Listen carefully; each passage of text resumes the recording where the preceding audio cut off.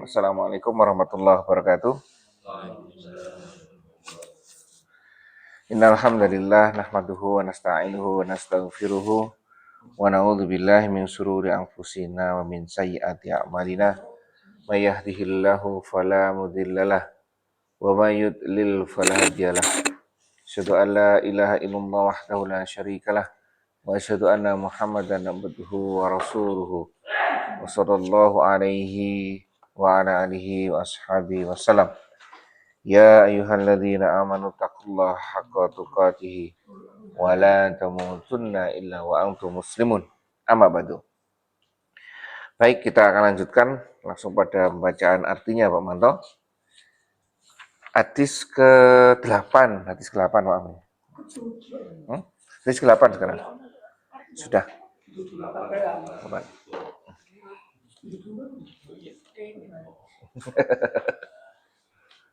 Hadis ke-8. Udah ketemu?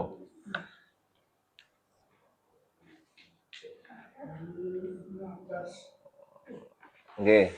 Nah, nama Pak Mantap, Bang. Pak Mantap baca. Artinya?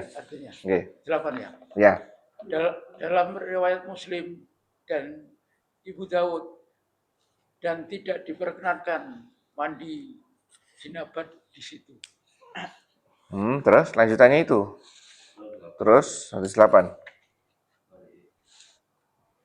Ini sudah 8. Sekarang 7. 7 dulu ya. 7 apa? 7. Dalam riwayat Bukhari, janganlah sekali-sekali seorang di antara kamu kencing dalam air Sudah tanah itu. yang tidak mengalir kemudian Setelahnya. ia mandi di situ. Nah, ini Pak Budi nih. Baca Pak Budi. Hadis yang lanjutan kemarin itu hadis 8. Anak Abi Hurairah itu. Iya. Ini. Iya, iya hadis 8. Ini 7 loh. Sudah? Ayo. Bismillahirrahmanirrahim. Hadis 8. Hmm. An Abi Hurairah radhiyallahu anhu qala Rasulullah sallallahu alaihi wasallam tahuru ina'i ahadikum idza walaga fihil kalbu ayyang silahu sab'a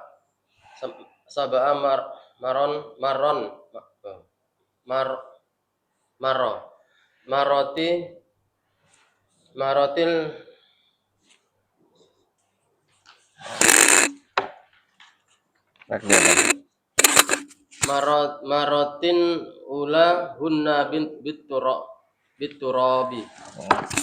Dari Abu Hurairah radhiyallahu anhu, dia berkata Rasulullah sallallahu alaihi wasallam bersabda, sucinya bejana tempat air milik seseorang dari kalian jika dijilat anjing adalah dengan menyucinya sebanyak 7 kali. Salah satunya menggunakan debu tanah. Hadis riwayat Imam Muslim. Dalam salah satu lafaz riwayat sebagai berikut. Fal yurikhu, hendaklah dia membuang air itu. Dalam lafaz riwayat Tirmidzi disebutkan sebagai berikut. Ukhrahunna aw ulahunna, yang pertama atau yang terakhir dicampur dengan debu tanah. An Abiya fatadata ini Rasulullah. Fatadata Terus Rasulullah sallallahu alaihi wasallam anna Rasulullah sallallahu alaihi wasallam qala fil hirrati inna laysat bin najasin innama hiya min mittawafina alaikum. Diriwayatkan dari Abi Qatadah. Oh, sudah itu 9 itu. Oh, 9. Ya. Baik, sampai situ ya. Jadi yang kemarin kita bahas tentang ini masih harus belajar lagi. Kemarin hanya membahas tentang air suci, ada najis. Terus ada kualitas air, sifat air dari rasa, bau, dan warna. Terus ada ukuran. Ukuran ini belum jelas ini. 2 gula. Nah, ini ya kemarin yang kita dapatkan ya. Terkait dengan air.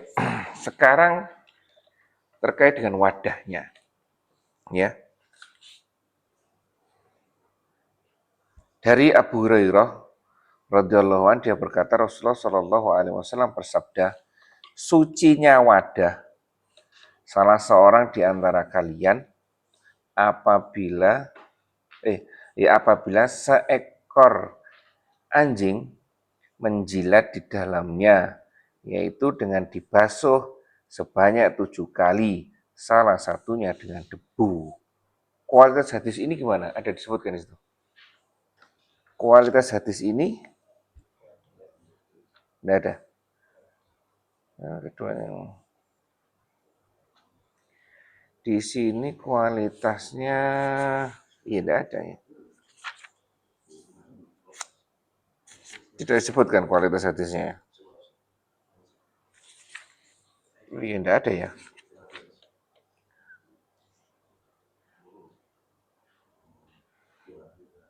Oke, tidak ada kualitas hadisnya. Berarti ini apa Pak Manto? Apabila ada wadah artinya wadah yang berisi air, terus dijilat anjing, ini anjing, berarti di sini harus diapakan? Nah, dicuci dengan 7 kali, 6 kali air, 1 kali debu. Ini kan teorinya kan. Terus di lafadz lain disebutkan di sini airnya gimana? Ditumpahkan.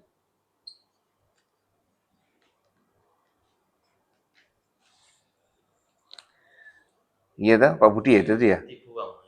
Airnya dibuang. Terus Dibilas dengan ini kan. Ininya di akhir. Betul kan? Nah, ini ya. Baik, poin-poin di sini adalah ini. Jadi, menurut hadis ini, apabila ini wadah kembali lagi, jangan dibandingkan dengan kita, ya kan? Di sana mungkin terbatas, sehingga wadahnya itu ya wadah ember gitu, ya kan? Kecil itu bejana, ya kan? Bejana itu ember yang biasanya digunakan untuk raup gitu. Dijilat air tidak hanya wadahnya yang dibersihkan, tapi juga airnya juga ditumpahkan. Teknik pembersihannya seperti ini, ya kan? Ini bakunya seperti ini, bakunya, ya kan? Terus muncul pertanyaan-pertanyaan di sini. Satu, terkait dengan wadah air. Wadah airnya terkait dengan 2 ini kan. Kan kemarin selama kotoran yang najis itu tidak mengubah warna, bau, dan rasa, berarti tetap tidak ada perubahan, suci. Terus terkait dengan ukuran, enggak, kita pakai dua-duanya kan, yang terkait dengan ini berarti kan, suci. Tapi ini kemudian kan dijilat kan enggak ada perubahan kan, sebenarnya kan, enggak ada perubahan kan. Tapi kemudian harus dibuang karena dijilat oleh anjing. Ini kan? Alhamdulillah. Assalamualaikum. Nah, dijilat oleh anjing. Oh, berarti anjing ini ada sesuatunya. Ya kan? Anjing ada sesuatunya. Wes, kita diamkan dulu, kita pahami hadis ini sebagaimana apa adanya. Oh, bila dijilat anjing, berarti airnya harus tumpah, wadahnya harus dicuci dengan ini. Artinya nanti ini anjing ini ada keterangan-keterangan lainnya. Contoh misalkan, apakah liurnya saja, apakah seluruh tubuhnya. Ini namanya perkembangan ya. Ada sebagian orang yang saya pikir luar biasa dalam keilmuannya. Dia bergerak di kristologi di luar negeri. Dia menganggap, dia pegang anjing tidak masalah. Pegang anjing tidak masalah, karena dia menganggap hanya liurnya, tidak masalah gitu. Tapi kita selama ini pelajaran yang kita dapatkan adalah seluruh tubuhnya, ya kan? Sehingga apabila badan kita tersentuh dengan bagian tubuh anjing, perlakuannya sama seperti ini. Dibasuh kemudian dengan air dan debu. Ya ini ya, ini kemudian memunculkan perbedaan pendapat. Kalau babi jelas di Al-Quran ada, seluruh bagiannya seperti itu, ya kan? Karena bagian tubuhnya itu najis. Kalau ini, tanya kenapa ini? Kan, berarti kemasukan najis sehingga sifat airnya berubah. Padahal ininya tidak berubah. Berarti yang masuk, sesuatu yang masuknya itu najis. Ini kan walaupun tidak merubah ini semuanya, walaupun kalau kecil ya, walaupun tidak merubah tapi harus dibuang, gimana? Berarti anjingnya ini yang spesial. Ya kan? Betul loh, anjingnya yang spesial. Berarti kita nanti belajar tentang anjing. Bagaimana kita pahami? Berarti kalau selama ini kita pahami seluruhnya najis, ya sudah itu najis. Ya kan?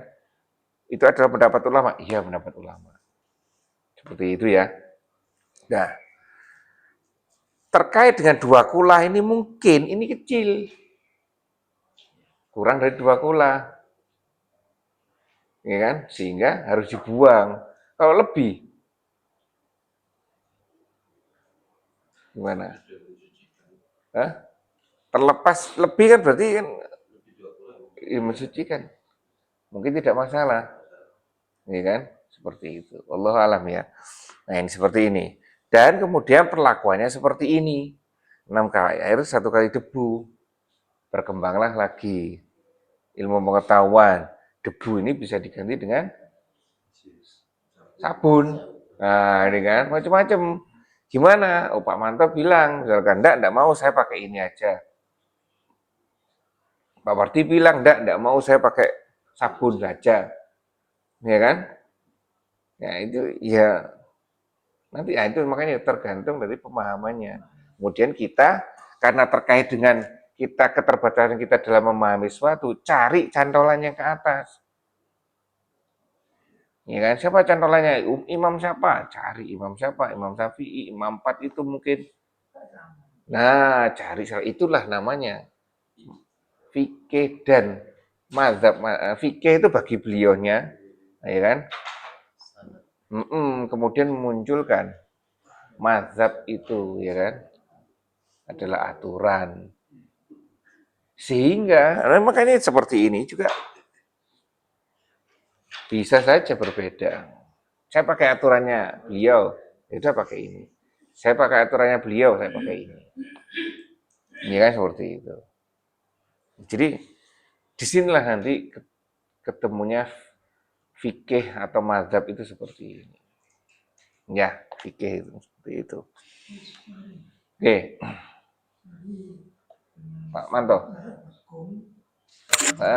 Baskom kecil. Ini adalah jilatan anjingnya. Betul. Kalau tempatnya besar, airnya melebihi 2 kula atau 2 kula, yang masalah jadi airnya berarti. Yang dijilat anjing udah hilang. Oke, makanya itu. Nah ini yang mana yang? Ya, karena kita tidak tahu, wadahnya kan tidak tahu kita ini besarnya seperti apa. Nah ini terkait dengan gramatikal bahasa Arab. Misalkan, ya ini makanya itu kita harus nyantolkan ke atas. Dalam bahasa Indonesia misalkan, wadah yang dijilat, misalkan agama Islam turun di Indonesia. Misalkan, disebutkan, wadah yang dijilat anjing seperti ini. Sedangkan wadah air di Indonesia itu ada ember, ada baskom, ada apa? Cebok. Nah, ini kan.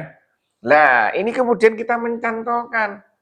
Oh, orang-orang Indonesia itu biasanya menyebutkan ini di gramatikal bahasa ini, bahasa wadah ini disebutkan ember, apa ini, baskom atau cebok. Nah, itu. Kita kembalikan ke mereka karena mereka yang tahu apa budayanya seperti apa. Nah, wadah ini disebut katanya apa, pemilihan katanya apa, dan biasanya berlaku seperti apa. Nah, kita harus merujuk kepada mereka.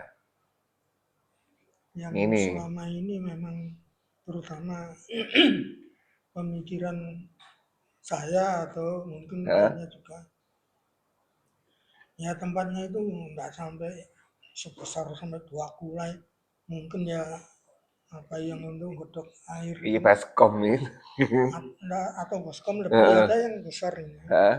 Tapi walaupun gitu kita juga jadi ragu kalau Mm-mm. walaupun kita nggak tahu itu dijilat atau Mm-mm. belum, cuman ini yang yang dijual itu Heeh. punya anjing ini. Mm-mm. Jadi kita Mm-mm. itu meragukan Mm-mm. ini Heeh. itu, Mm-mm. sehingga Nah, makanya itu kan. setelah dikasih itu ya enggak, Oke, kita terima cuman buang. Nah, makanya itu. buang atau Ini aturan kemarin tentang air ini. Tentang ukuran ini. Ya kan? Seberapapun najisnya, kalau sudah lebih dari 2 kula, tidak masalah. Ini berapapun kecilnya, banyaknya kecilnya tidak masalah. Yang penting tidak berubah warna, bau, dan rasa. Ya kan? Terus, satu lagi.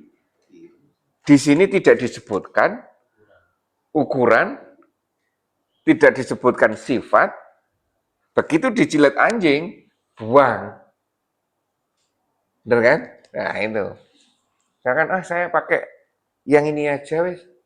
Tidak terkait dengan sifat, tidak terkait dengan ukuran, anjingnya ini yang saya jadi masalah. Pokoknya dijilat, sudah saya buang. Nah, itu boleh silakan. Ini bagian dari pemahaman kita terkait dengan hadis. Ya, ya kan seperti itu. terus Oke? tadi apa, pembersihannya Oke. cara pakai yang itu Hmm? pakai sabun gimana ini? Udah lagi, ini makanya itu. Tergantung pemahamannya. Kalau misalkan di teks hadisnya 6 kali air dan 1 kali debu, kalau misalkan dipahami seperti ini, ya seperti ini. 6 air 1 kali debu. Nggak, maksud Hah? saya 6 kali air 1 kali sabun. 1 kali sabun. Nah, makanya itu. Atau mungkin ya sabun terus Iya. kali. Iya kan? Kalau saya lebih cenderung sesuai dengan teks hadisnya. Jadi apa adanya sesuai dengan ini. Mbak Onta gimana? Sama. Ada artikel gitu Hmm? kalau tidak salah. Hmm? Saya lupa.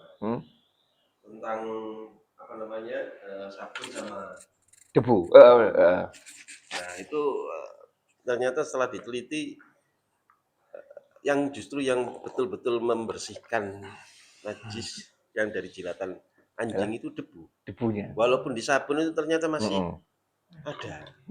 Sabunnya modelnya apa saja dicobain. Ternyata Debu masih atau ada. tanah. Yang justru tanah ini bersih. Atau pasir. Iya. Ada penelitian itu sudah. Salah satu rahasia Benar. siapa debu itu tadi. Betul. Sehingga ya walaupun bagaimana tetap kita harus pakai debu. Nah, itu seperti itu. Ya, jadi Nggak teks. pakai sabun. Nah, terus kembali lagi. Kualitas liur anjingnya seperti apa? Artinya kenapa kok liurnya? Oh, ternyata sampai terteliti ternyata liurnya mengandung bakteri ini misalnya. Ya kan seperti itu. Nah, oleh karena itu, karena keterbatasan kita dalam mencari yang detail ini, kadang kita ambil ya udah teks hadisnya seperti apa. Seperti ini misalkan. Kalau kita memahami, oh sudahlah, wadahnya kita tidak tahu ukurannya seperti apa, ya kan? Dijilat anjing kemudian kualitas airnya, sifat airnya tidak tahu kita berubah atau enggak.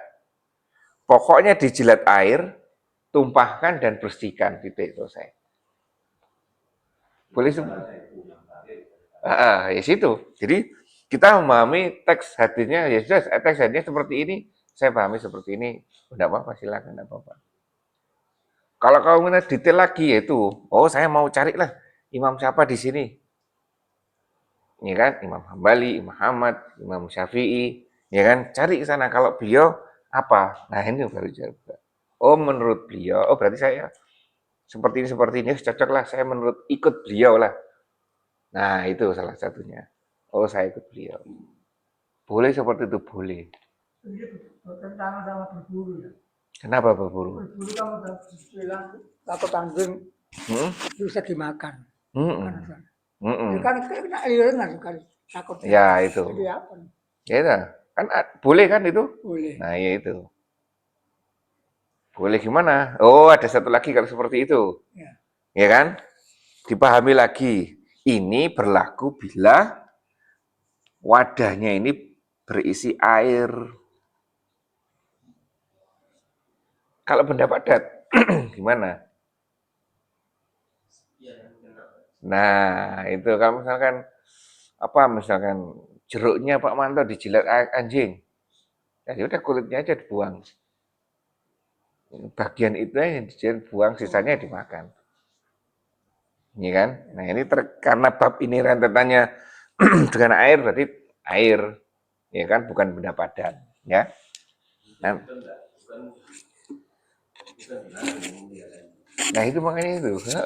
Karena anjing juga disebutkan bermanfaat sebagai penjaga, membantu berburu. Anjing. Makanya itu tergantung pemahaman kita terkait ini.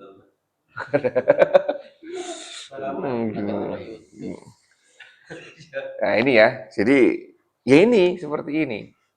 Karena kita masuknya melalui pemahaman dengan Imam Syafi'i yang berhati-hati, langsung anjing secara keseluruhan apa najis. Nah, jadi tidak boleh semuanya. Terus ditambahi dengan dikuatkan dengan apabila di rumah itu ada anjing, maka malaikat tidak mau masuk. Nah, itu seperti itu, ya kan? Ya, seperti itu. Ya ini ya, ini terkait dengan wadah. Oke. Oke. Jadi pakai debu itu. Tidak apa-apa.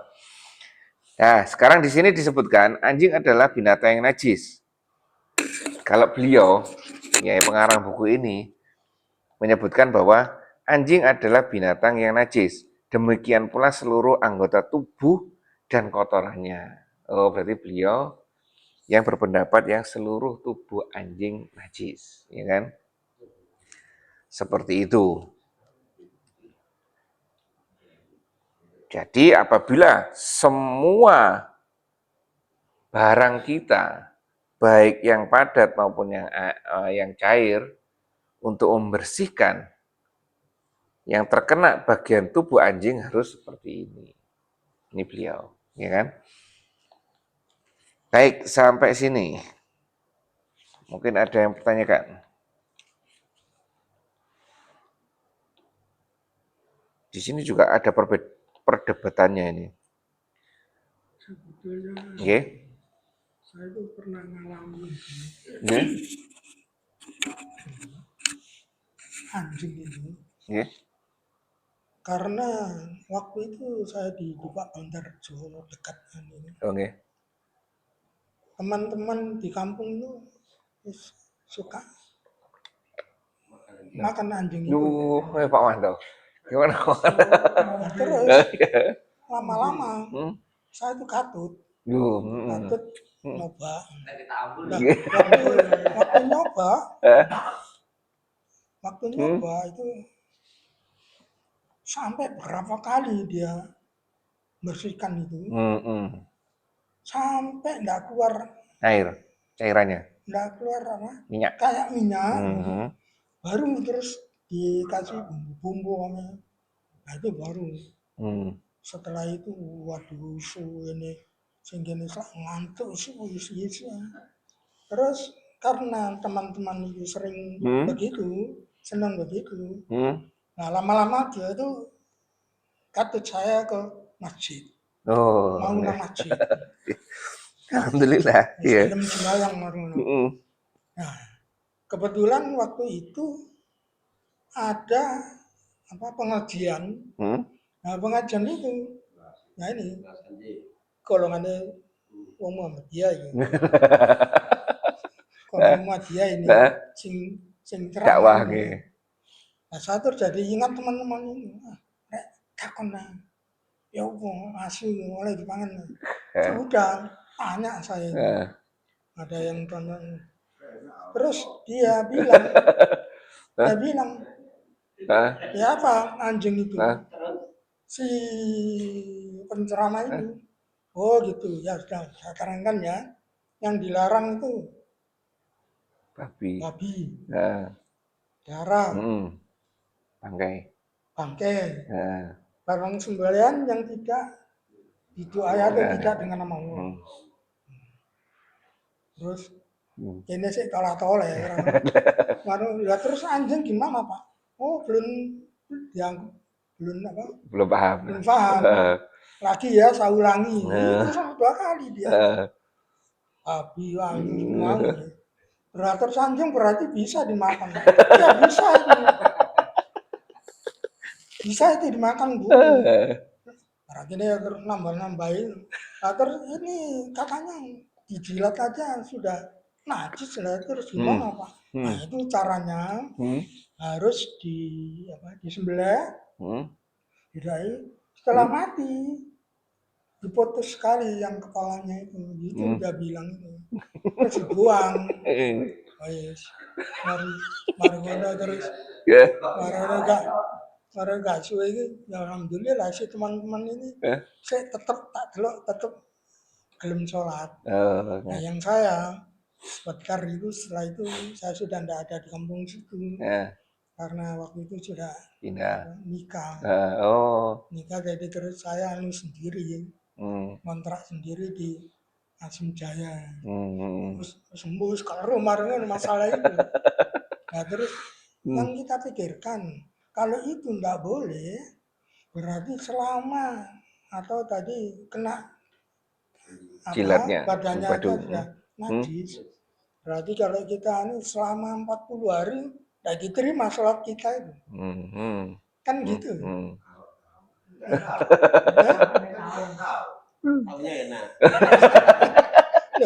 Ya itu aja. Setelah diterangkan penceramah itu, terkenal kok dulu orang di Pak Majid namanya. Majid. Pak Majid. Pak Majid. Enggak. Pak Majid. Bukan merah. Kidul. Bekas gedungan. Oke, terus gimana? Itu terkenal dia itu orang. Setelah itu saya dengar itu genci anaknya tambah keras banget. Wes sembuh. Hutan. Ya hutan tak wajib. Ya itu hutan. Belakangnya gedung GNI atau apa. Itu. Nah itulah ya. Jadi selama ini yang kita pahami anjing ya nggak boleh ya, seperti itu.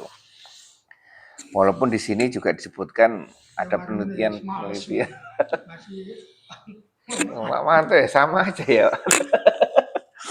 Baik, kita lanjutkan. Ini ya terkait dengan wadah, air, anjing dan bagaimana cara penyuciannya. Ya, ada tambahan Andika? Hah? Pada secara umum. Apa? Pada secara umum. Wadah apa? Secara umum. Tak ember atau cangkir atau drum itu disebut ini wadah. Wadah. Ya berarti selalu ini termasuk drum ya. Jadi Andika nambah. Nah itu drum. Misalnya kalau drum gimana? Nah kan makanya itu drum kan di sana kalau kita ada di sana kan tidak ada waktu itu. Nah, harus disesuaikan pemahaman kita dengan yang situ. Mentok paling mereka kendiam apa namanya? Bukan yang gentong. Nah, itu mungkin ada gentong di sana. Kan dari tanah liat kan? Gentong mungkin ada gentong di sana. Atau gentong yang tidak terlalu besar yang seperti di film Fir'aun yang di Sunggir. Nah, itu paling bejana ya, bejana itu. Ya seperti itu kan. Ya. Baik seperti ini. Jadi kalau di Mekah ya air zam-zam tok. Itu saya lihat orang bertanya berapa setengah meter tuh keluar air seperti itu. Iya, ya ada bagian-bagian tertentu. Makanya kalau ada burung puter-puter, oh di bawahnya mesti ada air.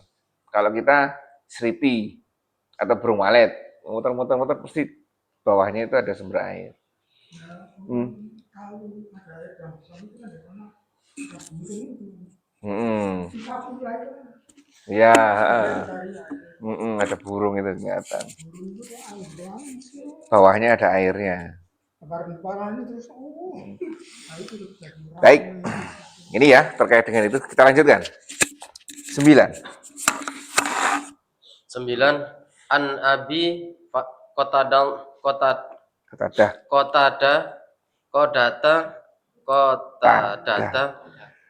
radhiyallahu anhu anna Rasulullah sallallahu alaihi wasallam qala fil irati innaha laysat binajasin innama hiya min tawafina alaikum. Diriwayatkan dari Abi Qatadah radhiyallahu anhu bahwa Rasulullah sallallahu alaihi wasallam bersabda perihal kucing, sesungguhnya ya kucing tidaklah najis tetapi ia adalah binatang yang hidup berkeliaran di sekitar kalian. Hadis riwayat Imam 4. Oh, ini tadi. Ini masih terkait. Kalau ini anjing, terus ini kucing. Gimana? Oh, jadi kucing di sini mungkin ya tidak najis. Sini bukanlah hewan yang najis, melainkan binatang yang berkeliaran di sisi kalian. Mungkin juga saat itu ada pertanyaan dari audiens saat itu. Gimana kalau kucing? Sama anjing kan juga mungkin berkeliaran juga kan. Sebagai binatang bantu berburu kan. Nah itu. Oh kalau anjing seperti ini perlakuannya, kalau kucing nggak masalah.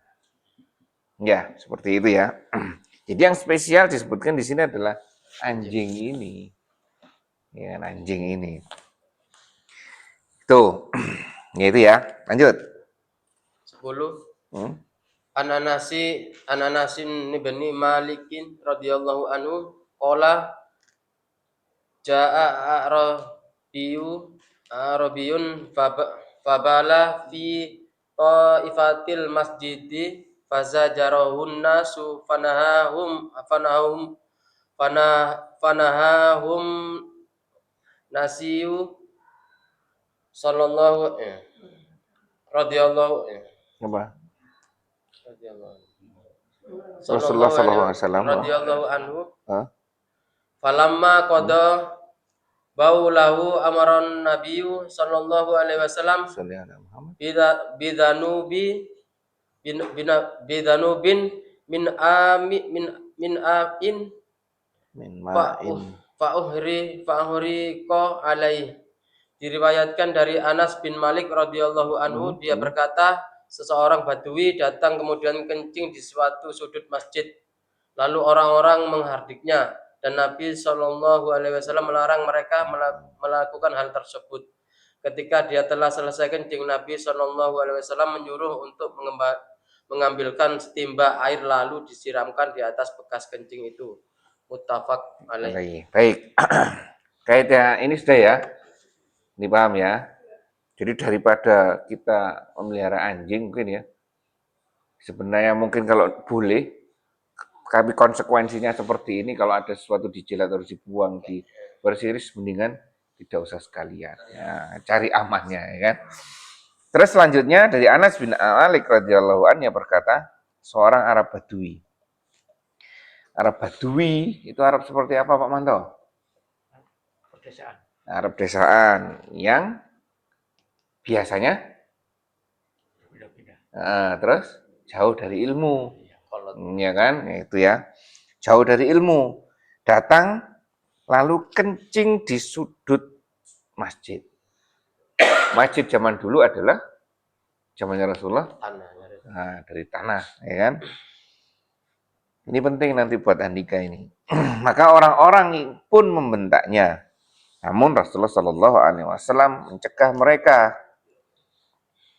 Setelah orang Badui itu menyelesaikan hajatnya, Rasulullah Shallallahu Alaihi Wasallam memerintahkan untuk mengambil seember air dan dituangkan, disiramkan kepadanya. Satu terkait dengan Arab Badui jelas. Kalau di sini tidak ada Arab Badui, tapi bisa diidentikan dengan orang yang tidak tahu hukum. Bagaimana kalau orang tidak tahu hukum? Masuk di masjid, kemudian kalau Arab Badui ini melakukan kencing. Kalau di sini mungkin ya melakukan bentuk kenajisan lainnya. Ya. Gimana? Ya sudah, di sini kalau memang di situ orang tersebut bisa kita identifikasi sebagai orang yang tidak tahu, ya kan, jauh dari ilmu, maklumi, dampaknya baru kita bereskan. Ya kan? Dampaknya baru kita bereskan. Nah, orang itu nanti ya perlu kita dakwai kan. Nah, dampaknya kalau di sini karena kencing di pasir, berarti kan ngeresep, kemudian disiram.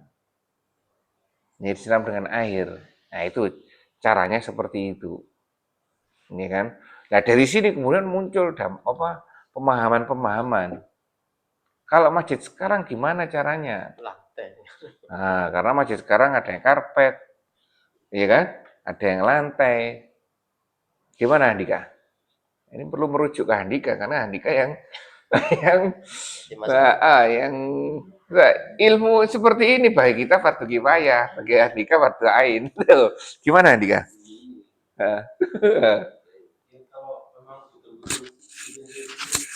Orang dewasa sih ya walau alam.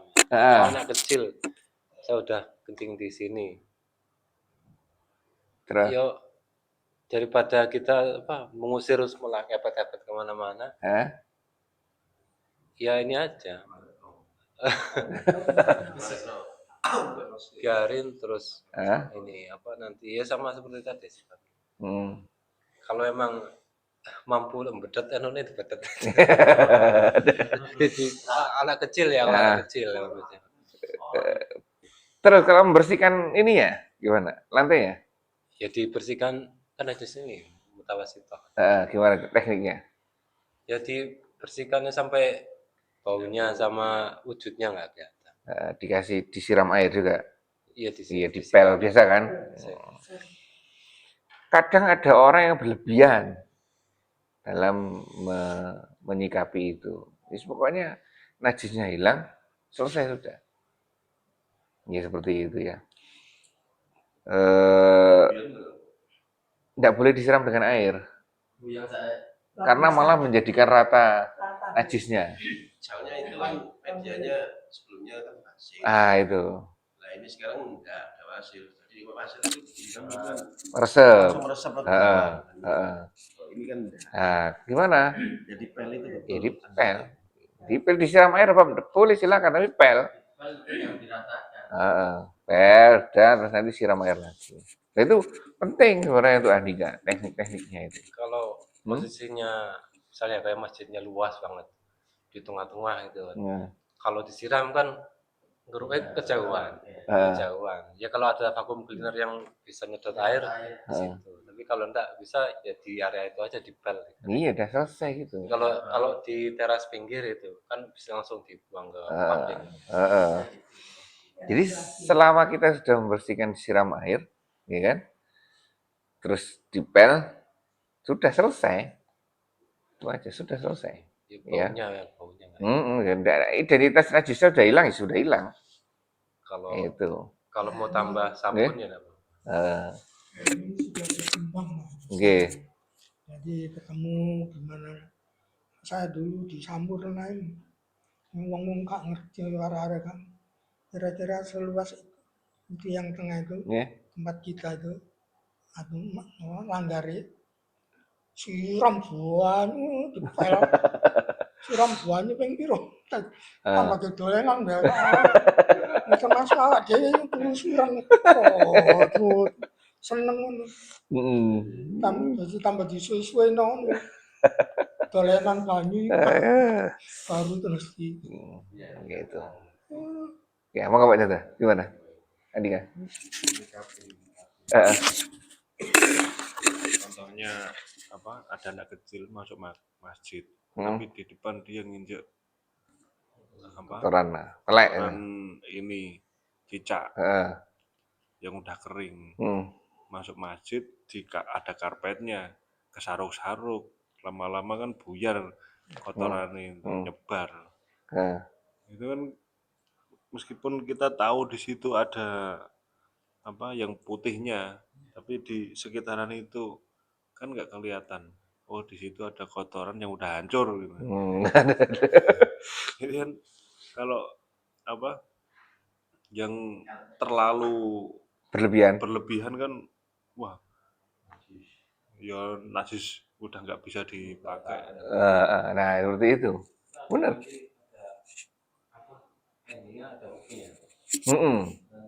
Yang kalau memang kita nggak tahu di situ nggak ada wujudnya, nggak ada baunya, ya dianggap suci. Tapi kalau memang tahu fisiknya ini ya bersih. Ini kita tahu kan udah ada. Masih ada Yang ada putihnya kan kelihatan. Nah ini udah yang lainnya kan udah hancur. Rata, kelihatan, hancurnya kelihatan. Kalau disapu kan masuk ke pori-pori. Ya bagaimana untuk bersihkan?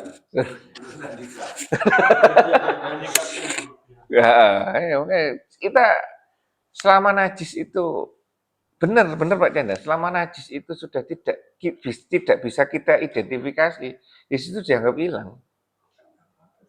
Ini tidak ada. Ini bukannya kemarin anak-anak jalan pegang telek, terus kering, terus hilang, ya sudah hilang. Seperti itu. Ini yang kayak. Jadi konteksnya kalau saya masih melihat ya ini adanya. Kayak muntahan. Setahu saya kalau cuma bukan berasal dari lambung itu masih belum najis. Tapi kalau cuma air liur bukan najis. Nah itu ya, itu najis. Hilang. Sudah hilang. Sudah kering. Wujudnya. Iya, kering. Nah, itu maksudnya Misalkan ada yang kencing tapi kita nggak tahu ya, lama-lama ya. kalau misalnya ini keramik putih, masih kelihatan kuning itu ya nodanya masih ada. Najis tidak itu? Najis. Nodanya masih kelihatan. Ya kayak kotoran cicak itu kalau meskipun kering, kita tahu ya itu diambil dulu. Itu tetap najis. Ya ini Pak Manto ini. Kalau air hujan kalau kita jalan pas hujan mau ke masjid, setelah kita mungkin wudhu, apa wudhu lagi? Enggak. Terus macam-macam campur. Gitu ya. Baik, sini terkait dengan jadi ya selama kita tidak dari kita selama kita tidak bisa mengidentifikasi ya selesai. Ya. Tuh. Terus di sini nanti dibedakan antara najis, barang najis yang cair dan barang najis yang padat. Ya kan? Barang najis yang cair perilakunya seperti ini. Ya kan? Luar biasa ini ya. Coba kalau Rasulullah memerintahkan ambil bagian yang kena kemudian buang. Merepotkan sekarang. Iya kan? Keramik itu dijual. Iya kan? Repot sekarang. Luar biasa, makanya ini luar biasa di sini ya. Nah, ya kan? Seperti itu yang berlebihan itu dilubangi kan, karena dianggap seperti itu. Ya, jadi tidak seperti itu. Ya, teknik seperti ini tuh bisa kita pahami sampai nanti akhir zaman. Tidak menyulitkan kita. Ya sudah, pokoknya disiram dalam arti bekas najisnya itu hilang, tidak bisa kita identifikasi lagi, ya kan? Identifikasi dalam bentuk mungkin warna, bau, segalanya sudah selesai sudah. Ya, ya seperti itu ya. Sangat memudahkan kok. Ya kan? Hanya saja nanti muncul beberapa perdebatan ya terkait dengan itu tadi. Ya. Baik. Teknik mengelola hadis ini najis ini selesai. Nah, terus kalau najis-najis yang padat, teleknya tikus, teleknya cicak di tempat sholat kita, jadi najis enggak? Teleknya di sini. Pak Manto sholat di sini. Loh, syarat sah sholat adalah suci tempat dan pakaian. Tahu ya diambil. Ayo mantap. Ya? Ya. Kalau telek udah kering tuh gimana, Dika? Ya? Kalau kayak biasanya kita Iya. Ini hilang ya. kalau basah nih ya itu lengket. Enggak, ini Pak Manto enggak tahu. Taunya di tengah-tengah sholat. Nah, area sholat atau area sujud itu bukan? Bukan. Ini di sini, teleknya di sini. Ya. Pak Mantonya di sini sholat. Bukan area sujud. Lu ini bukan. Dia makanya itu. Coba cermati. Di sini, Ya. sholat. Pak Manto di sini. Di sini teleknya, di sini Pak Manto sholat. Enggak apa-apa. Udah, ya itu dah. Jadi apa ya? Jangan menyulitkan kita. Ya kan, mudahkan itu bukan bagian kita. Contoh misalkan pertanyaan lucu ketika saya belajar. Jadi sholatnya lanjut Pak Manto. Lanjut, ya kan? Sore letongnya sapi ya. Jadi ini ada orang sholat misalkan ya. Kemudian ada yang iseng ditali sarungnya. Kemudian dikasih tali di sini dikasihkan ke telek. Batal sholatnya dia, jadi najis enggak? Dikasih tali ini. Iya kan? Iya kan? Walaupun kejadian ini enggak terjadi ya. Tapi ya dilanjut aja sholatnya, dia enggak tahu kok. Tahu. Pelek Pas tempat sujud kita. batal enggak Pak Manto? Pertanyaannya ya.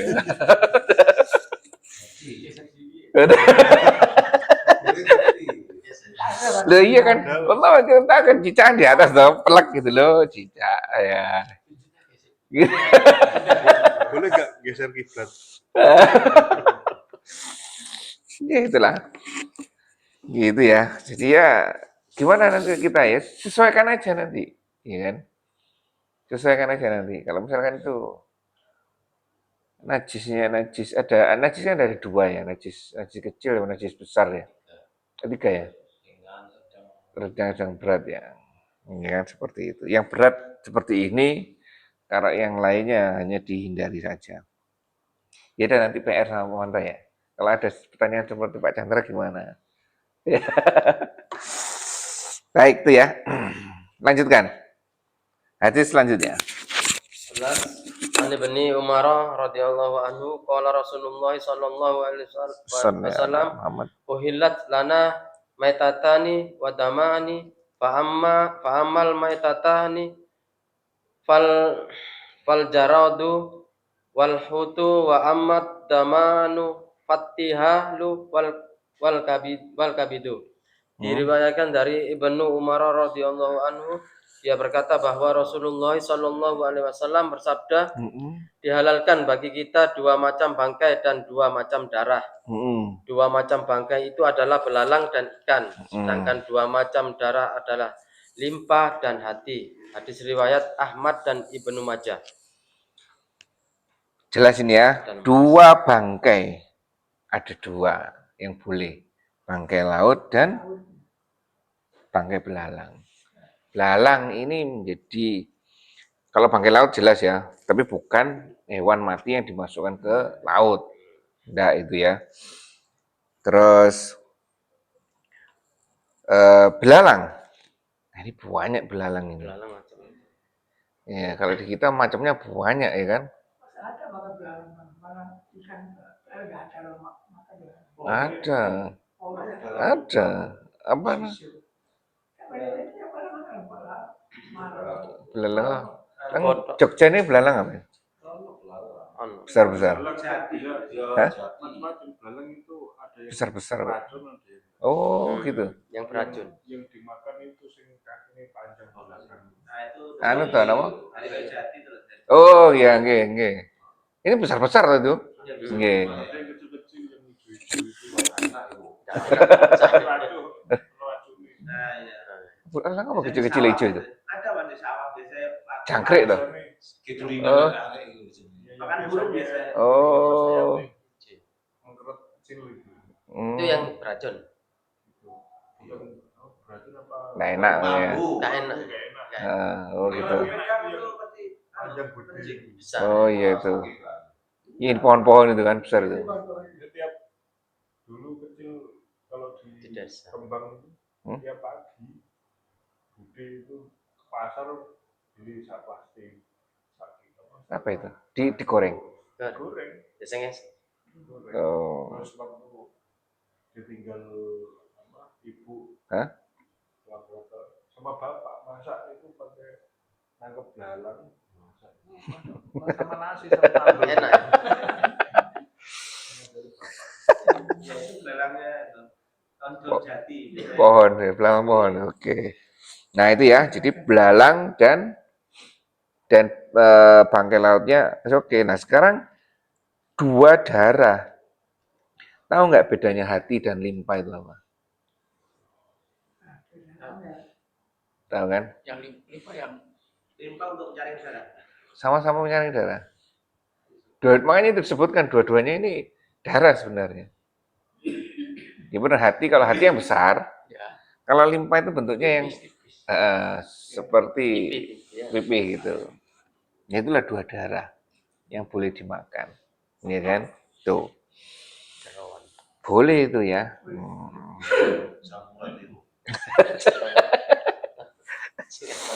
Baik ya itu. Lanjut Pak Budi.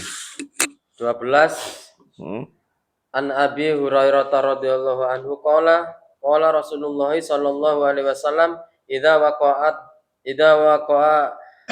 ad-dubabu fi sarabi ahadikum falyamishu summa liyatarihu fa inna fi ahadi jana haihi da'a wa fil akhiri sifaan. Diriwayatkan dari Abu Hurairah radhiyallahu anhu, dia berkata bahwa Rasulullah sallallahu alaihi wasallam bersabda, apabila ada lalat jatuh ke dalam minuman seseorang di antara kalian, benamkanlah lalat itu, kemudian keluarkanlah kembali, sebab pada salah satu sayapnya terdapat penyakit dan pada sayap lainnya terdapat obat penawar. Hadis riwayat Bukhari. Sudah. Sudah ini jelas ya. Paham Pak Manto? Ya kan? Ya. Karena salah satunya adalah obat, salah satunya adalah racun. Benar. Ternyata apa? Ternyata ada. Sampai ada penelitian kenapa makan dengan tangan itu lebih baik daripada makan dengan alat makan. Mulut. Iya, waalaikumsalam Pak ini. Nanti pesennya enggak pakai sendok. Langsung emang ada. Repotnya pakai kuah ini repot. Sing garing, nek sing kuah yo. Pasti. Dulu mangan nih, man soto. Iya. Iya mantap ya, gitu ya. Ya akhirnya kembali lagi disesuaikan, ya kan? Disesuaikan. Kalau memungkinkan cara itu ya pakai cara itu. Kalau enggak ya gimana lagi?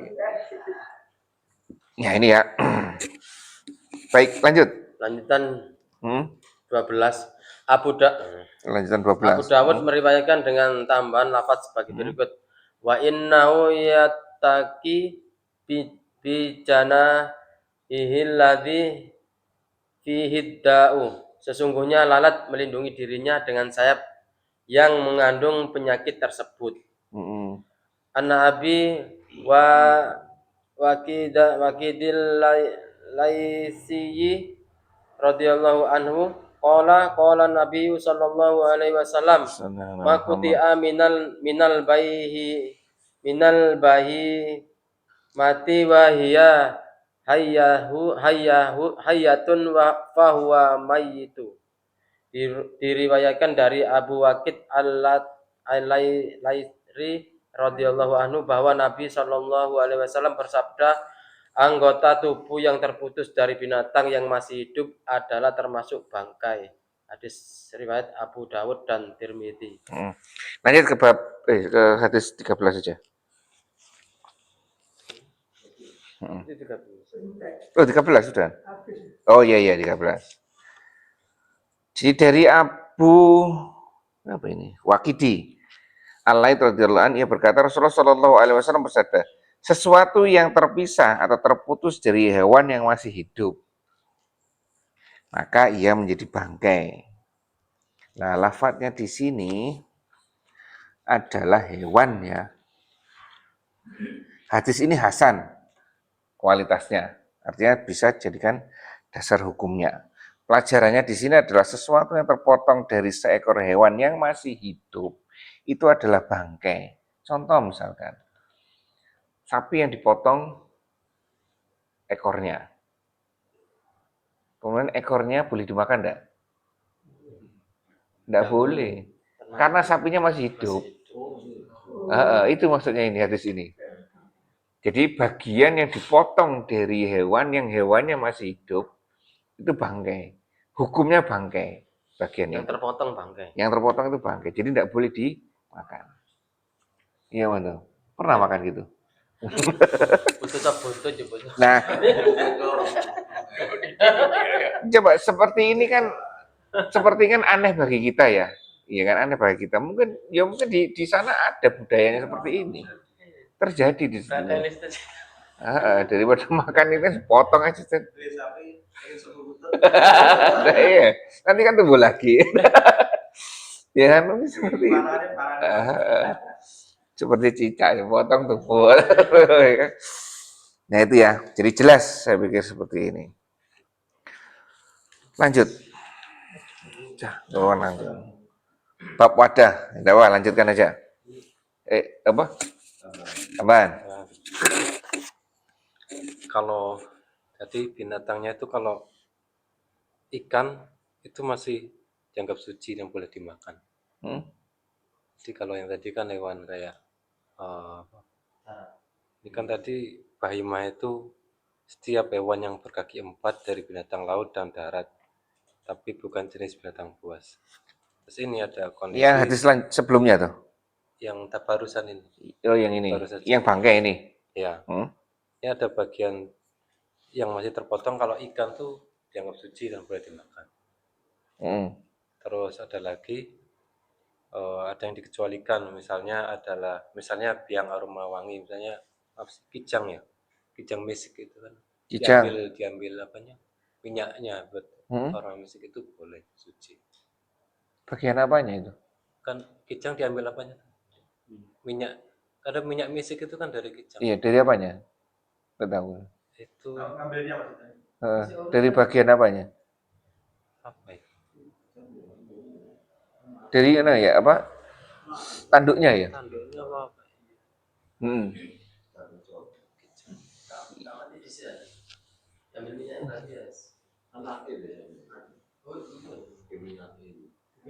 Jamu biar kuat.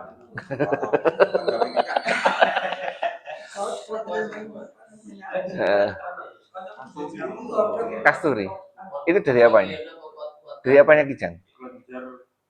Kelenjar ini terletak di antara perut dan area genital hewan tersebut. Kelenjar ini menghasilkan zat seperti pasta berwarna merah kecoklatan yang mengering menjadi butiran hitam keras saat dikeluarkan atau dikeringkan. Bahan inilah yang kemudian diolah menjadi Minyak kasturi. minyak wangi dengan aroma khas kuat. Minyak kasturi sangat bernilai. Itu hewannya masih hidup? Diambil itunya hidup nggak? Bukan diambil ya, keluar dengan sendiri. Nggak ada keterangannya ya. Ya kita memang nggak biasa seperti itu, ya kan? Kita nggak punya kebiasaan untuk itu. Apa sih kebiasaan kita makan bagian dari hewan yang masih hidup? Oh, nggak ada ya? Ada lari kok masih hidup. Nggak ada tuh? Ibu Ya, nggak ada ya, bener tadi? Nggak ada ya. Kita nggak punya kebiasaan untuk itu memang. Iya, makanya itu di daerah tertentu mungkin ada, kalau kita nggak ada. Kita ini luar biasa kok, ya kan? Teknik pengawetan makanan kita nggak punya. Budaya kita itu tidak mengenal teknik pengawetan makanan. Itu. Gimana? Pengambilan dari kijang yang hidup sama yang sudah mati bisa semua. Bisa semua. Nah, hanya saja di sini kemudian disebutkan itu adalah bangkai. Nah, bangkai hukumnya dilarang untuk dimakan. Kalau digunakan gimana? Ya beda lagi, ya kan? Ini bangkai kan terkait dengan dimakan boleh atau tidak. Iya, Pak ya. Itu. Nah, makanya hadis-hadis seperti ini jadinya berkembang. Jadi hukum fikih itu ya ini. Ya, baik, evaluasi aja kalau gitu. Evaluasi dari kemarin, air. Suci. Gimana? Ada pertanyaan lagi terkait dengan air. Kemarin disebutkan air ini digunakan wudhu enggak? Belum ya? Hadis-hadis pertama sampai hadis kelima ini ada yang digunakan wudhu ya? Enggak ada? Rasanya enggak ada ya? Hanya kualitas air saja, status air saja. Bahwa itu najis dan suci saja.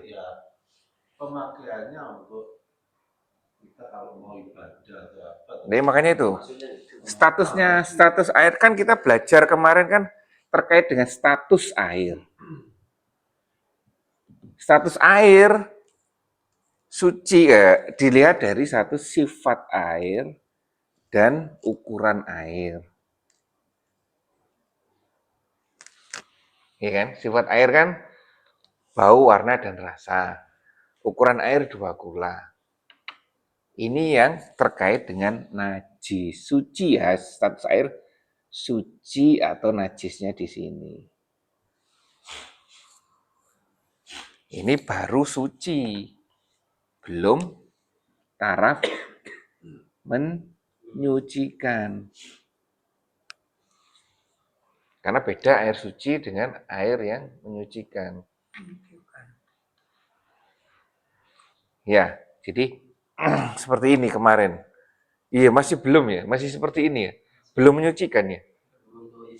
Yang mandi kan mencucikan. Yang mana? Oh, iya, Larangan mandi, jika pilih-pilih berarti kan itu untuk mandi besar. Untuk mandi besar, berarti untuk menyucikan juga. Di hadis keberapa itu? Hadis keberapa? Loh. Mandi bersama istrinya. Mandi bersama istrinya. Itu yang ke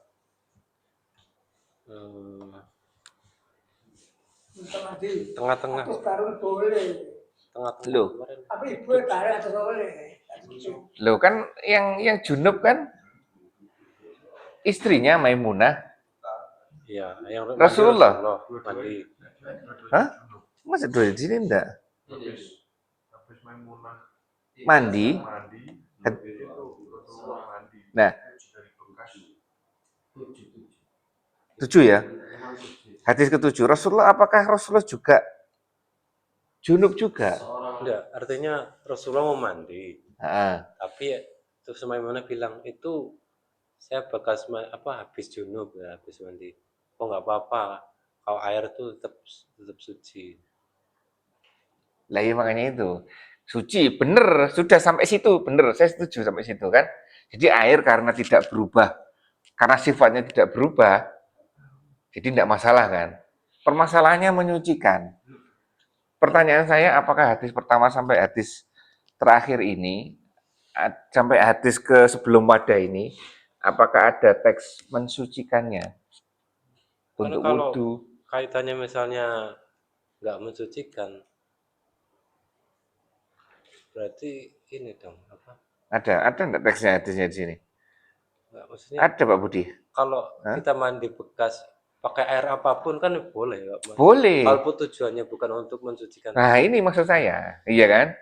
Boleh, walaupun selama air itu, iya kan? Kualitas air ya. Air bersih dan air suci beda kan? Beda toh? Nah, itu. Ya. Apakah Artinya boleh mandi pakai air apapun boleh. boleh? Nah ini kan ada hadis seperti ini kan berarti ada penggunaan tertentu. Kalau setelah mandi dengan air ini apakah boleh sholat? Kalau saya mandi pakai air di empang atau sawah atau bekas apakah boleh sholat? Nah ya, pertanyaan di sini kan, apakah air suci itu selalu bisa menyucikan?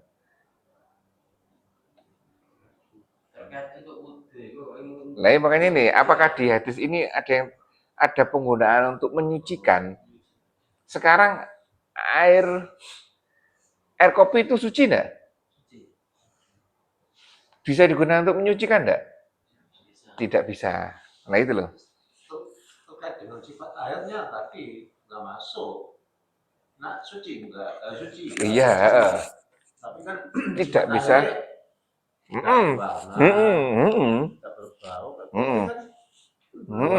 Makanya dari suci. Makanya itu. Kita bahas kan yang tidak berwarna, tidak bisa. Makanya hadis pertama sampai hadis ke-7 ya, sebelum wadah ini ya. Itu apakah ada yang konteksnya itu menyucikan? Bukan konteksnya ini. Tidak bahas ya? Oh, belum bahas ya. Berarti ya. Berarti terkait dengan kualitas air, status air, sifat dan warnanya terkait dengan suci dan najisnya saja tok kan. Ya. Walaupun di hadis tadi disebutkan loh. Maimunah itu bilang, kalau Maimunah sedang junub, dia mandi dengan air yang mensucikan itu. Iya kan? Yang air yang pertama itu. Nah, air yang kedua ini, wallahu alam bentuknya seperti apa? Apakah ditampung ataukah kecipratan? Iya kan? Dan Rasulullah keadaannya bukan untuk mensucikan kalau tidak salah. Hanya mandi biasa, hanya mandi biasa saja. Dan kualitas airnya gimana? Suci, masih suci karena tidak mengubah sifat air. Ya, seperti itu. Pak Chandra gimana? Menambahkan ini saya nyari sifat air dalam Islam. Sifat utamanya itu suci dan menyucikan secara asalnya. Ada 4 sifat dan jenis air dalam Islam. Yang pertama air mutlak, yaitu suci dan menyucikan. Hukumnya dapat digunakan untuk bersuci, wudu, mandi wajib, membersihkan najis. Terus yang kedua air mutanajis. Yang najis. Kalau airnya sedikit jumlahnya kurang dari 20 dan kemasukan najis, maka air tersebut menjadi najis meskipun tidak berubah warna, rasa atau baunya. Ukuran, Jika ukuran airnya banyak, jumlahnya tidak 20 najis. atau lebih, air tersebut menjadi najis hanya jika kemasukan najis dan sifat, rasa, warna, bau Berubah. Hukumnya tidak boleh digunakan untuk bersuci karena tidak lagi menyucikan. Yang ketiga, air musyamah atau makruh. Hukumnya tidak dianjurkan digunakan untuk bersuci, terutama untuk membasuh tubuh, kecuali jika tidak ada air lain yang suci. Yang keempat, air mustakmal atau bekas pakai. Air bekas. Hukumnya suci namun tidak menyucikan lagi. Namun jika air mustakmal ini tercampur dengan air mutlak dalam jumlah banyak, maka air tersebut bisa menjadi mutlak lagi. Mensucikan lagi. Ini pembagian. najis, ya? Suci namun tidak menyucikan lagi. Namun jika air mustakmal ini tercampur dengan air mutlak dalam jumlah banyak, maka air tersebut bisa menjadi najis. Ini salah itu. Kalau bekas ini mustakmal, ini campur ini dalam kalau mutlaknya yang banyak, berarti ya jadi enggak, jadi mutlak. Itu mungkin salah itu. Jadi kembali lagi, sifat air dasar itu suci dan menyucikan. Ini kan kita hanya review saja bahwa kemarin itu belum sampai ke menyucikan kalau tidak salah. Sepertinya iya ya. Belum menyucikan, terkait dengan hadis ini air ini suci saja seperti itu. Baik, sampai sini dulu, kita lanjutkan besok itunya. Ada pertanyaan Pak Manto? Itu makanya celah bisnis itu. Celah bisnis.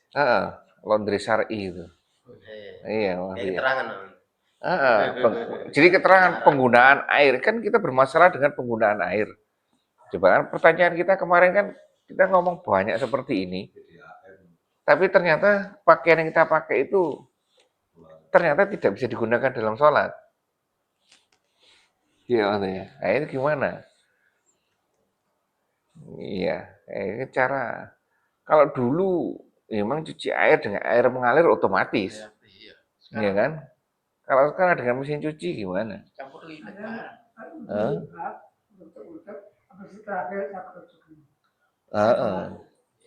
Iya, itu kalau pakainya sedikit ya.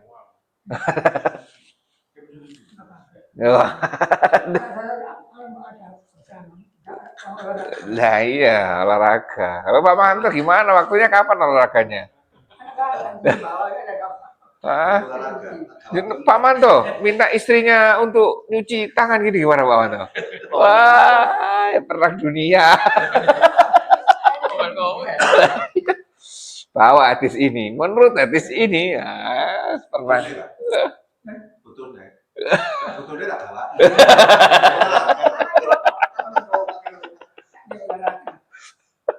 Nah itu harus dipecahkan sebenarnya gimana terkait dengan mesin cuci, karena mesin cuci juga bagian penting bagi kehidupan kita saat ini. Tapi yang mesin cuci yang sekarang ini kan airnya ke bawah kan. Itu Pak Manto.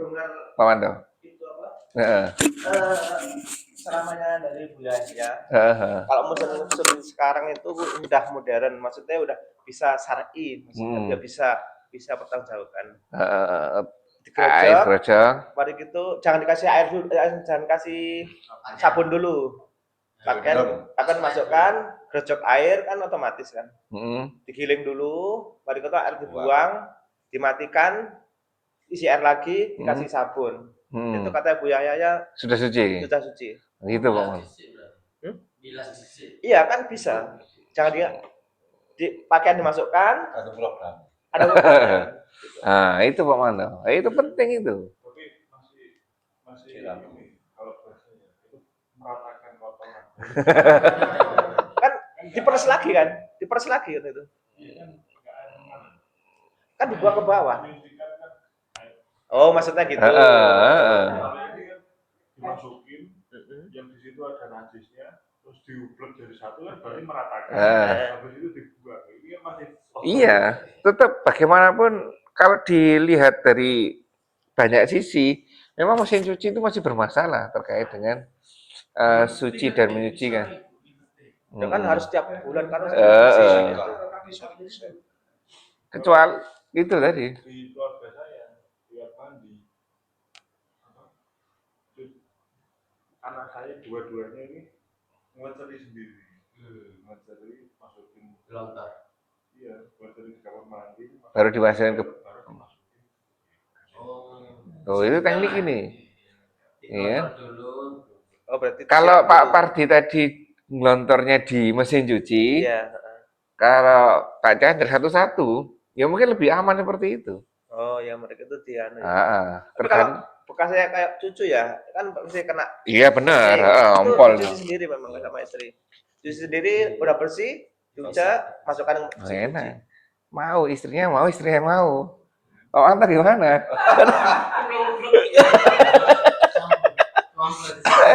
Bu Parti mau, Bu Chandra mau ya. Oh iya mau. Kan ya, Pak. Anak saya laki-laki semua. Gila. Kerja mesti berdiri. Nyiprat mesti ada. Kayak itu. Ya itulah teknik. Bagaimana kita iya benar mesin cuci memang bermasalah. Iya kan? Ada yang mampu mengantisipasi, ada yang tidak mampu. Di pondok juga pakai mesin cuci. Iya, laundry malahan pondok. Pakaian modern maksudnya. Kalau pondok-pondok tradisional ya cuci sendiri ya. Oh pondok. Saya ini malam ya mau mandi itu saya pakai tahu nggak tahu pakai. Yo. Belum mandi. Yo, apa tadi nggak tahu kemana kan tahu. Oh, enggak mesti ganti tadi. Kasar di bawah wis langsung. Bau-bau. Irwi film.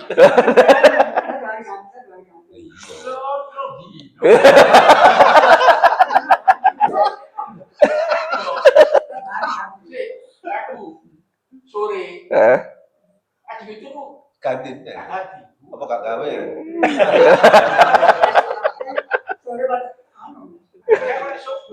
Pasti. Dua. Lo cuci sendiri, Pak.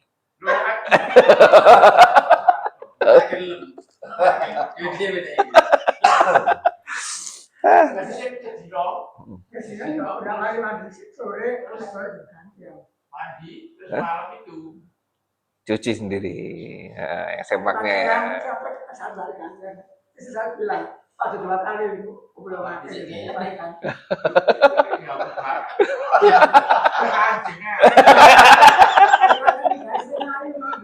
Oh iya.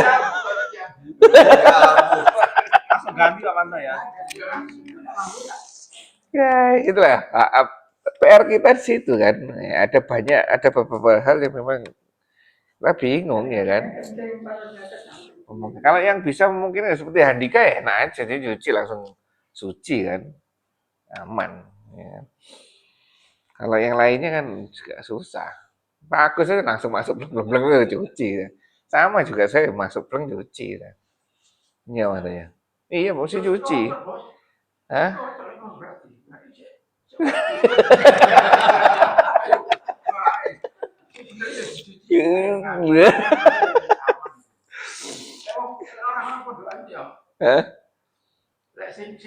dulu ya.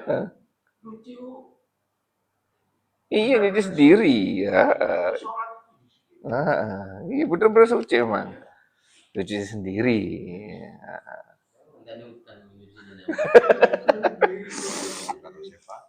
Baik, berkait dengan ini ya. Ada lagi ya, Andika, tambahnya? Tempat umum itu. Apa? Laundry. Ke tempat umum. Yang dikhawatirkan kan misalnya pakaian orang yang bukan orang Islam, nah terkena najis mughaladah misalnya kan. Anjing ini, ayo. makanya masalahnya di situ terutama. Kalau Baik, menarik ini, menarik. Terus. Kalau najisnya ini dari babi gimana? Jadi barang, karena kan air, barang, ini kan sudah kita sepakati ya. Pakai ini apa pakai ini Pak Manto? Pakai airnya saja, pakai seluruh tubuh? Seluruh tubuh, oke. Kalau bagian tubuh kita kena babi, perlakuannya seperti apa? banyu, terus Atau seperti ini? Nah, ya seperti ini atau hanya air saja? Air saja. Gimana? Najis babi itu apa? Najis apa? Mughaladhah. Kalau najis mughaladhah harus seperti ini kan? Sama perlakuannya. Walaupun kita ndak ada apa babi lah di sini ya. Nanti nyambung. Ini gimana perlakuan kita apabila bagian tubuh kita atau bagian tubuh kita terkena ini. Mungkin perlakuannya seperti ini. Ini yang nanti saya terangkan kemarin siapa itu tanya. Kalau barang terkena dengan piring, misalnya piring kita terkena dengan daging babi gimana? Cara menyucikannya seperti apa? sama dengan itu. Air terus. Ya itu Pak Manto, Handika. semua yang terkena itu Nah ini. berarti ada konteks yang najis kering atau kita badannya kering atau sama kering atau basah. Nah ini yang menarik ya, Pak Chandra, Pak Agus yang sering jalan-jalan di food court mall. Biasanya alat makannya kan satu. Iya. Gitu, alat makannya satu. Walaupun ada beberapa yang enggak. Terutama food court yang dia itu makannya dia itu bukan resto yang besar misalkan jual kecil-kecil. Nah, kalau misalkan piring itu sudah digunakan untuk makanan kan ada babinya itu di situ. Nah, itu status piringnya gimana? Aku dia makan babi.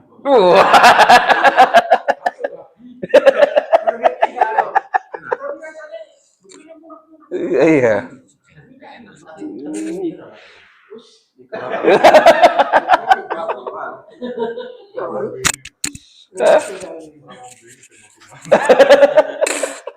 Jadi, kayak mudah-mudah. Iya, Menolak. oh berarti tidak jauh dengan pengalaman Pak Sumaji ya? Oh, Pak Sumaji anjing ya babi. Menolak. Kalau balik ini. Saya harus dapat bos. Nah itu gimana itu? Tinggal sikap maroknya. Ya. Mau tanya kayaknya ada respon babinya enggak? Kebanyakan kalau dari food court itu ada masakan babi. Nah, seperti Pak Pardi lumayan dalam menjaga diri. Pak Pardi ini ketika cucunya dikasih mie, kenapa? Saya dikasih mie sama Tante Medan ini loh. Iya kan? Enggak mau karena beliau tahu si orang itu masak babi. Dengan itu kan waspada juga. Terus Gang 9 si siapa yang masak babi itu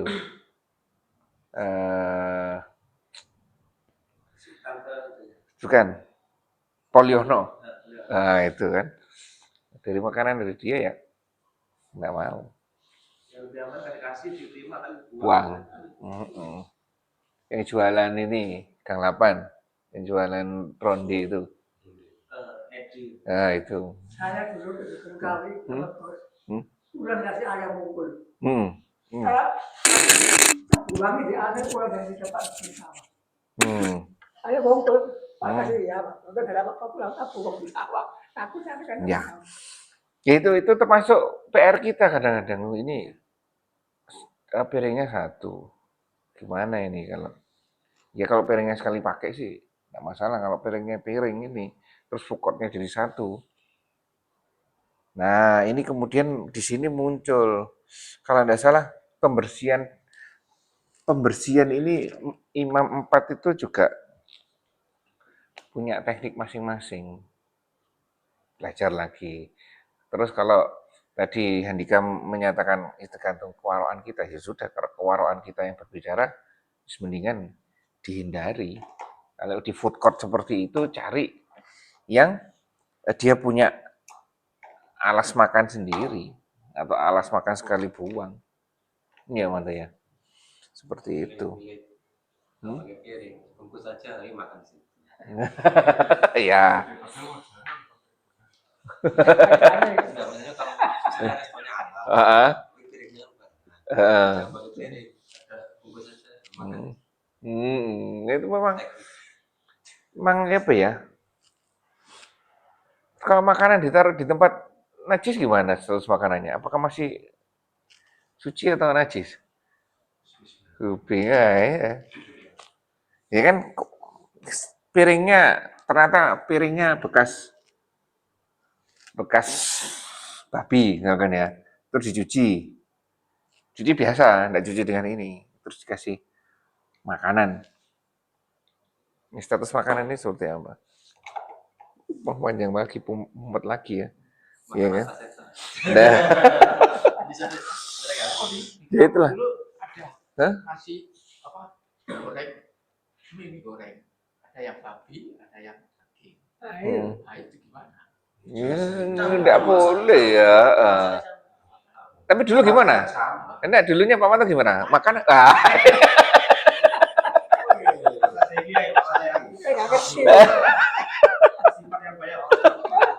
Nawani, kan itu babi yang jajar.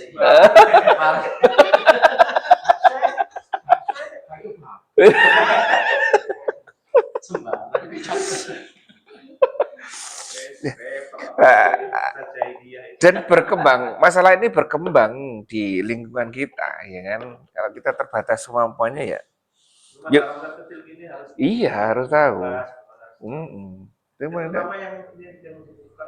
Iya itu. Kalau orang nggak tahu kan, Pokoknya restorannya halal. Nggak mikir. Iya udah. Mikir kalau makan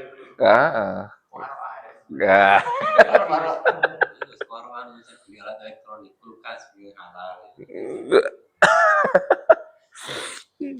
Ya itu ya. Baik.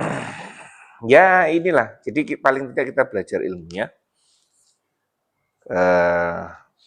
Pernah belajar walaupun terbatas dalam menjalankannya. Karena lingkungan kita memang seperti ini. Kalau kita tidak waspada ya kita sendiri nanti akan terjebak di dalamnya. Baik, kita ucapkan selamat kepada Pak Agus ya, atas berhasil operasinya. Nah, ya kan?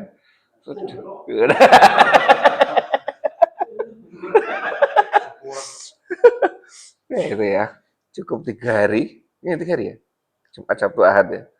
3 hari berhasil dan menjadi pelajaran untuk kita semuanya. Bahwa ternyata hal itu berdampak juga bagi diri kita. Iya, Pak. Sekarang banyak prostat gimana itu, Bos? Mencegah kebanyakan orang-orang Pak prostat. Prostat itu gampang, ya kan? Sering-seringlah berhubungan dengan istri, ya. Wah, yoi.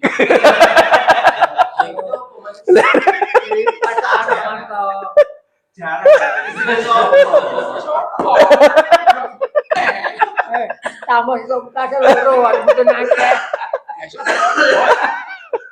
Butuh biaya itu. Alhamdulillah itu saja bisa sampaikan. Kurang lebih maaf. Kita tutup majelis kita ini dengan bacaan hamdalah dan doa penutup majelis. Alhamdulillahirabbil alamin. Subhanakallahumma bihamdika asyhadu an la ilaha illa anta astaghfiruka wa atubu ilaik. Assalamualaikum warahmatullahi wabarakatuh.